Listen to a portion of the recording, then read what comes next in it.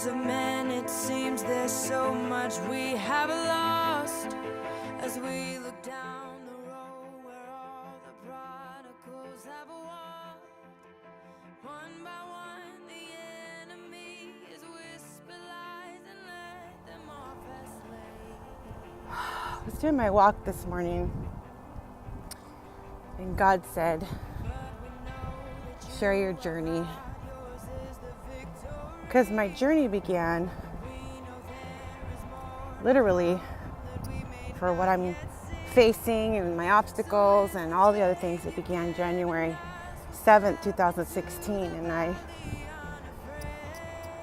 was told by the Lord to fast and to seek Him, and He would heal my body. He'd heal me from addiction. He'd heal me from everything.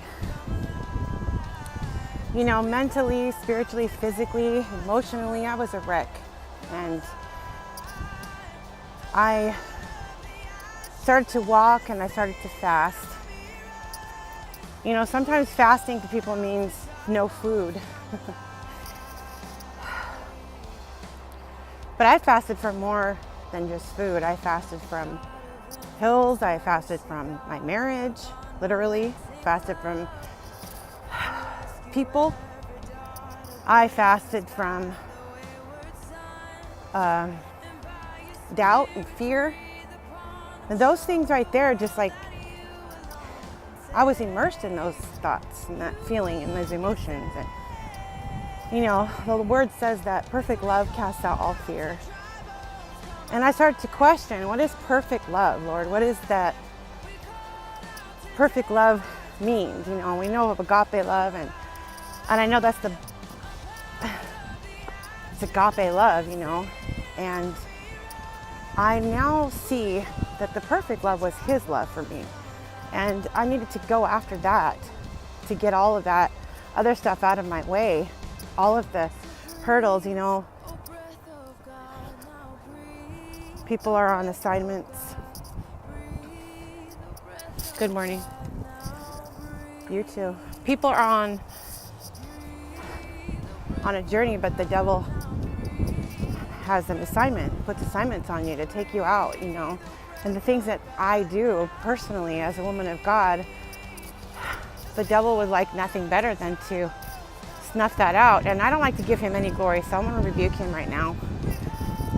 But I know this, that everything that I have done since January 7th, 2016 is to fight, to stand up and fight, to stand up and look at my opposition, conquer it, walk past it, and be a new creation in Christ Jesus.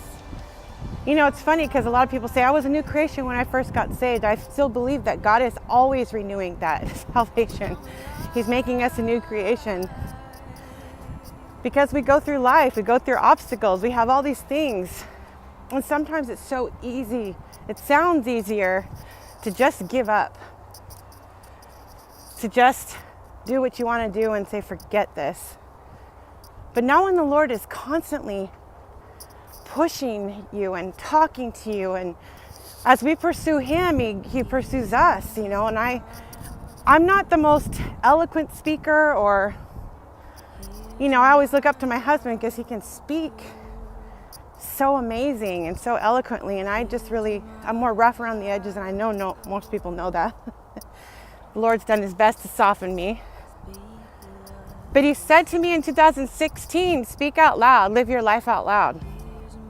And today being January 7th, 2019, gosh, if we could look through all these 3 years and how it played out, my goodness. I should be emotional just discussing it, that God did miracles in me and my family, and still working on me all the time with my doubt and my frustrations. But today, as I begin again, step over some more hurdles, 2019 is going to be amazing. I just keep hearing the word catalyst. Catalyst. then once I get home, certainly I'm going to go look it up and see what catalyst really means, because apparently that's going to be something I'm supposed to preach on.